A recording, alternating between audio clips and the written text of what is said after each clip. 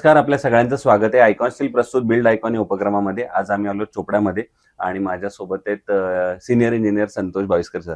नमस्कार सर. तर सरांबद्दल सांगायचं म्हणजे त्यांना 25 वर्षाचा या क्षेत्रामधला खरं तर अतिशय मोठा एक्सपिरियन्स आहे. आणि सगळ्यात महत्त्वाचं आपण नेहमी असं म्हणतो की सिव्हिल इंजिनिअरिंग हे खूप व्हास्ट फील्ड आहे. म्हणजे याच्यामध्ये करण्यासारखे अनेक क्षेत्र आहेत ज्याच्यामध्ये आपण काम करू शकतो. त्याप्रमाणे त्यांनी रेसिडेन्शियल, कमर्शियल, इंडस्ट्रियल, इन्स्टिट्यूशनल अशा वेगवेगळ्या सेक्टरमध्ये काम केलंय.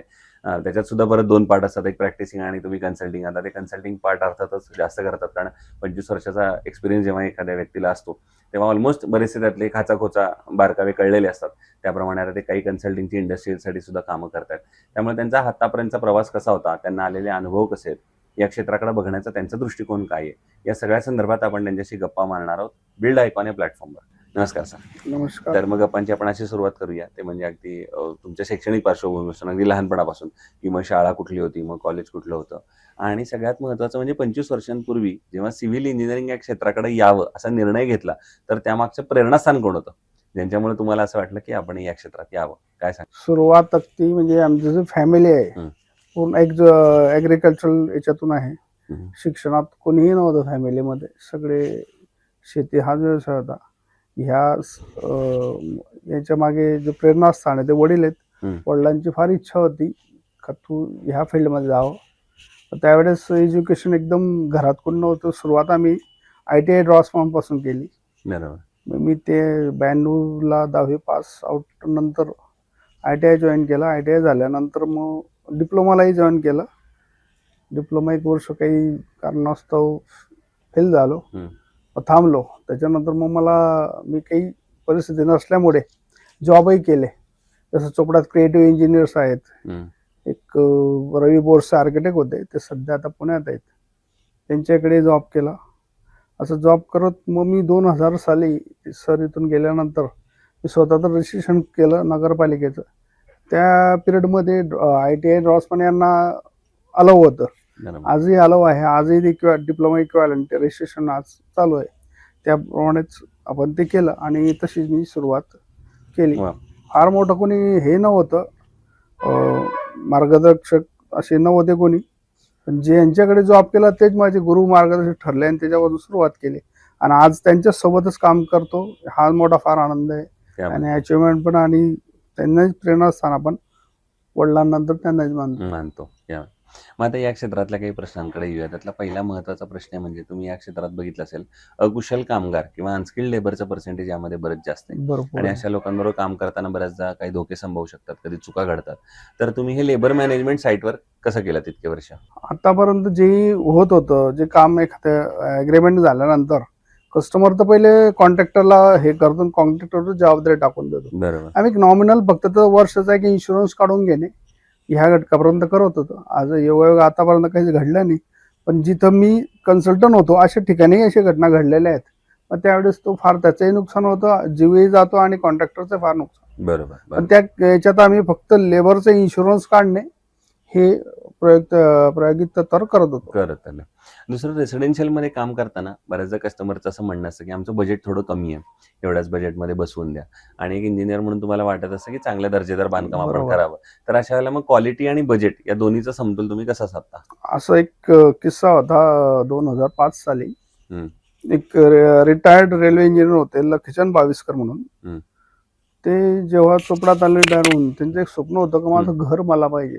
पण त्यांनी एक प्लॅनिंग त्यांनी तयार करून ठेवलेलं होतं, मला 1100 स्क्वेअर फुटाचं घर, 2 BHK असं पार्किंग वगैरे असं पाहिजे. पण त्यांचं त्या रेट फार कमी होते त्यावेळेस 2005 साली. तर त्यांचं बजेट 4 लाखाचा होता. तर त्यांना मी सेमी RCC या कन्सेप्टवर त्यांना मी ते घर करून दिलं 400 स्क्वेअर फुटात. आणि ते आजही चांगल्या वेल कंडिशनला आहे. त्याला कुठलंही काही प्रॉब्लेम नाही. तेही आज सॅटिस्फाय, आजही ते येतात, भेटतात, बोलतात. असं तो प्रोजेक्ट केला होता. जशी ही रेसिडेन्शियल मधली केस आहे तसं इंडस्ट्रियल मध्ये पण तुम्ही बरीच कामं केली. तर इंडस्ट्रियल काम करताना काय काळजी वेगळी घ्यावी लागते किंवा काय वेगळं? इंडस्ट्रियल मध्ये आता आपल्या संजय भाऊ अग्रवाल यांची जी AAC ब्लॉकची जी फॅक्टरी नरडाणाला MIDC एरियात, आता ती कन्सल्टिंग म्हणून सगळ्यात मोठी साईट ती जी सध्या, याच्या अगोदर नव्हती. आता ते भरपूर हे आहे आणि ते आपण करतो त्याप्रमाणे. म्हणजे आता युनिट वेगवेगळे, मी फक्त ते जायचं कन्सल्टंट म्हणून काम करतो. बाकी जबाबदारी ज्यांची त्यांनी वाटून घेतली. जसं मागच्या 25 वर्षांपासून हे क्षेत्र बदलताना तुम्ही बघितलं, त्याप्रमाणे तुम्ही जळगाव जिल्ह्याचा पण एक प्रवास बघितलेला आहे. हो. बदलता जळगाव जिल्हा सुद्धा तुम्ही अनुभवलेला आहे. तर त्या अनुषंगाने हा प्रश्न आहे ते म्हणजे की येणाऱ्या 15-20 वर्षात प्रशासनानं कुठल्या क्षेत्रावर काम केलं पाहिजे, जेणेकरून जळगावचा सर्वांगीण विकास होईल, असं एक इंजिनियर म्हणून तुम्हाला वाटतं?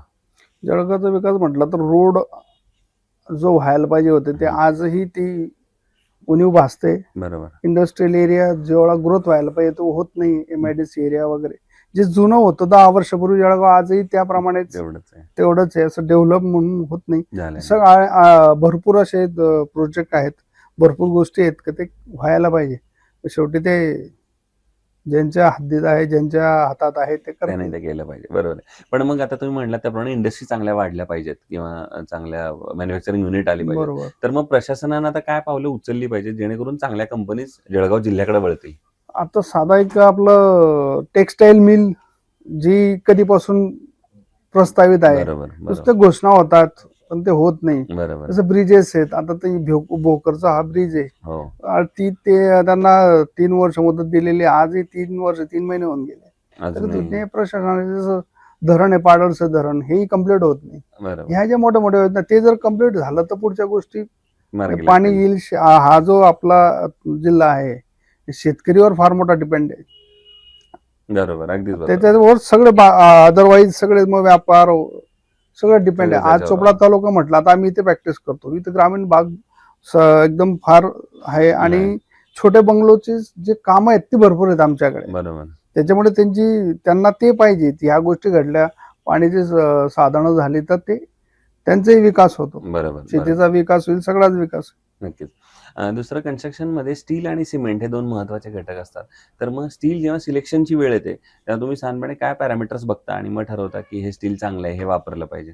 स्टील पहिल्यांदा कसं होतं, पण सर्वात जे आम्ही केव्हा होतं, एक भावनगर एक हा सगळ्यात मोठा म्हणजे सांगितलं जायचं, भावनगरचं स्टील. नंतर आपलं जालना मध्ये स्टील इंडस्ट्री चालू झालंय.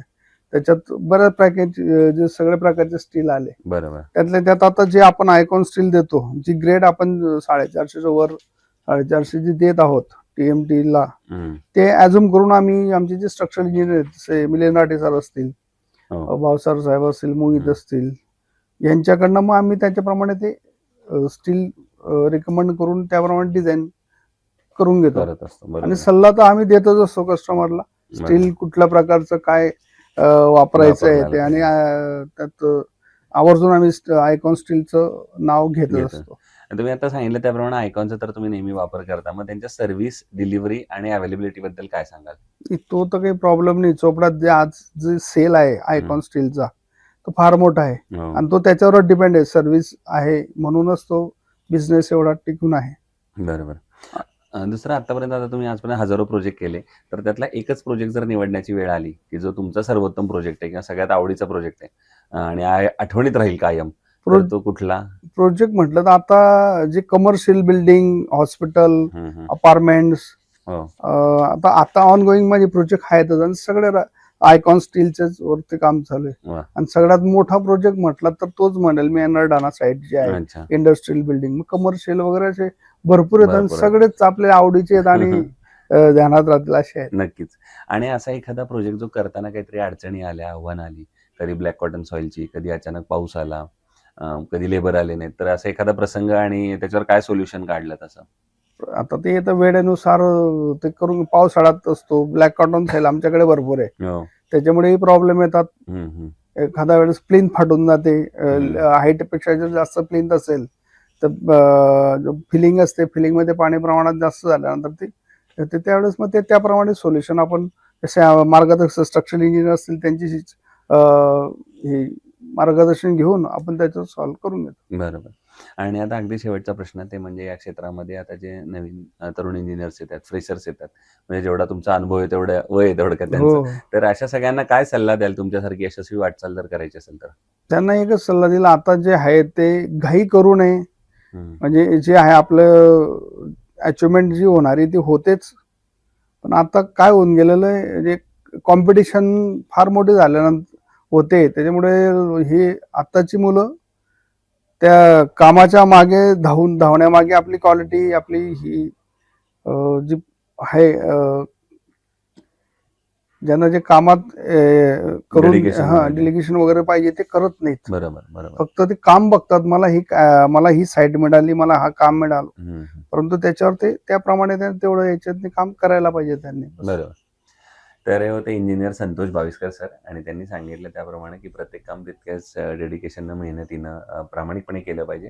कारण ज्याप्रमाणे तुम्ही एखादी वास्तू उभारता, तसं त्यांनी सुद्धा आता उदाहरण दिलं, तर पुढचे 60-70 वर्ष ती टिकते. त्याच्यात 1-2 जनरेशन असतात आणि ती तुमचं पण नाव काढत असतात. त्यामुळे बरोबर, तुम्ही जेवढ्या नक्कीच. ते 100% द्याल तेवढं तुमचं नाव होतं आणि त्या नावातनंच पुढं काम मिळत राहतं. त्यामुळे या दोन्ही गोष्टी या क्षेत्रामध्ये फार महत्त्वाच्या आहेत. पुन्हा एकदा सर आपले मनापासून आभार की तुम्ही आलात आणि Thank you. भविष्यात सुद्धा अशीच उत्तमोत्तम आयकॉनिक प्रोजेक्टची निर्मिती आपल्या हातून घडावी याच आयकॉन स्टील तर्फे मनपूर्वक शुभेच्छा. थँक्यू धन्यवाद. Very much.